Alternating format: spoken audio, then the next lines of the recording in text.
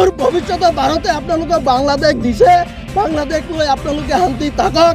ভাৰতৰ সামৰিক বিষয়াৰ শক্তি সম্পৰ্কে আপোনালোকৰ ন্যূনতম জ্ঞান নাই। যদি ন্যূনতম জ্ঞান থাকিলে হয় তেনেহ'লে ভাৰতৰ chicken neck corridor north east লৈ এনেকুৱা বিব্ৰত মন্তব্য আপোনালোকে নকৰিলে হয়। ডক্টৰ ইউনুছ মুৰ্দাবাদ, ডক্টৰ ইউনুছ মুৰ্দাবাদ। বৰ্তমান যিটো সাম্প্ৰতিক পৰিস্থিতি, সাম্প্ৰতিক অৱস্থা, বাংলাদেশত সংখ্যালঘুৰ যিটো নিধনযোগ্য অনুষ্ঠান বুলি ক'ব পাৰি, ভুল নহ'ব। বাংলাদেশত সংখ্যালঘুৰ ওপৰত যি ধৰণৰ অত্যাচাৰ চলি আছে বিগত দিনৰ পৰা আমি চাই আহিছোঁ।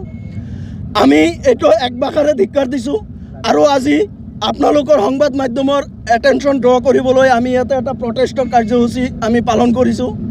লগতে আমি বাংলাদেশত সকীয়াই দিছোঁ, বাংলাদেশৰ পৰা যিবিলাক মৌলবাদী শক্তিয়ে কিছুমানে আমাৰ ভাৰতৰ চিকেন নেক, ভাৰতৰ কৰিডৰ, ভাৰতৰ নৰ্থ ইষ্ট এনেকুৱা মন্তব্য কৰি আছে, সিহঁতক আমি এটা ভাষাই ক'ব বিচাৰোঁ যে আপোনালোকে ভাৰতৰ বিষয়ত আগত অধ্যয়ন কৰক। আপোনালোকে ইতিমধ্যে পোৱা বাংলাদেশখন ক'ৰ পৰা আহিলে, আপোনালোকে বাংলাদেশ পাবলৈ সক্ষম কেনেকৈ হ'লে, তাতে আমাৰ ভাৰতবৰ্ষৰ কি অৱদান আছিল সেইবিলাক অলপ ইতিহাস ঘাটক, তাৰপিছত এনেকুৱা মন্তব্য কৰিব।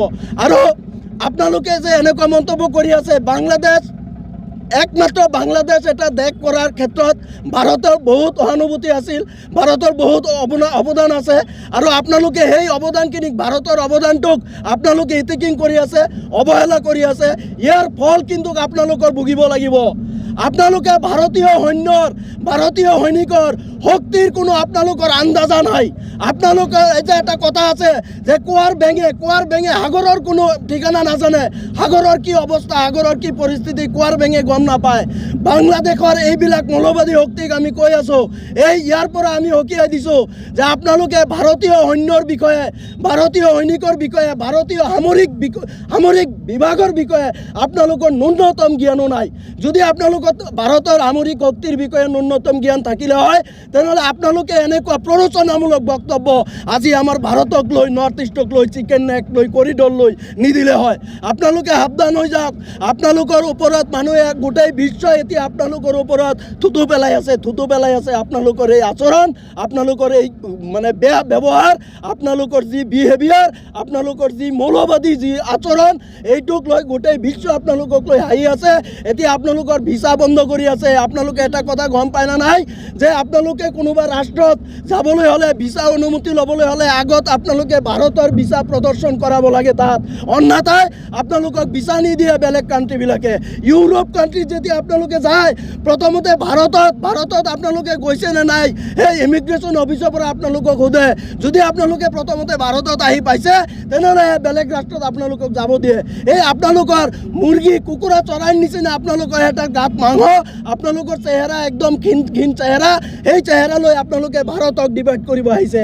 ভাৰতে এই অদূৰ ভৱিষ্যতে ভাৰতে আপোনালোকক বাংলাদেশ দিছে। বাংলাদেশ লৈ আপোনালোকে শান্তি থাকক।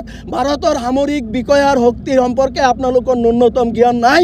যদি ন্যূনতম জ্ঞান থাকিলে হয় তেনেহ'লে ভাৰতৰ chicken neck, corridor, north east লৈ এনেকুৱা বিব্ৰত মন্তব্য আপোনালোকে নকৰিলে হয়। যোৱা বিগত দিনত আপোনালোকে দেখা পাইছে, যোৱা 18 তাৰিখত আমাৰ দীপু চন্দ্ৰ দাস, এটা হিন্দু ল'ৰা, ধৰ্মীয় কিবা কটুক্তি বুলি কৈছে বুলি এনেকুৱা ক'লে, কিন্তু সেই ধৰ্মীয় কি কটুক্তি কৰিছে সেইটোৰ ভিডিঅ' ফুটেজ আজি দিব পৰা নাই। আমি সংবাদ মাধ্যমত চাব পাৰিছোঁ যে বাংলাদেশ BJP মানে পুলিচে আজি নিজে ডিক্লেৰেশ্যন দিছে যে তেওঁ কটুক্তি কৰা, ধৰ্মীয় কটুক্তি কৰাৰ কোনো ভিডিঅ' ফুটেজ, কোনো প্ৰুফ আমাৰ হাতত নাই। তাৰমানে কি বুজায় যে তাৰমানে মৌলবাদী শক্তিয়ে কাম কৰিছে তাত। হিন্দুৰ ওপৰত, সংখ্যালঘুৰ ওপৰত যি ধৰণৰ অত্যাচাৰ সিহঁতে কৰি আছে। দীপু চন্দ্ৰ দাসক যেনেকৈ আপোনালোকে সকলোৱে চাইছে যে গাছত ওলমাই তাত জুই লগাই দিয়া হৈছে, একদম জেন্ত মানুহটোক মাৰি পিটি মানে তাতে ডেড কৰি গছত ওলমাই তাত জুই লগাই দি তাক মানে চাৰকাৰ কৰি দিছে। এনেকুৱা ঘটনাক আমি নিন্দা জনাইছোঁ।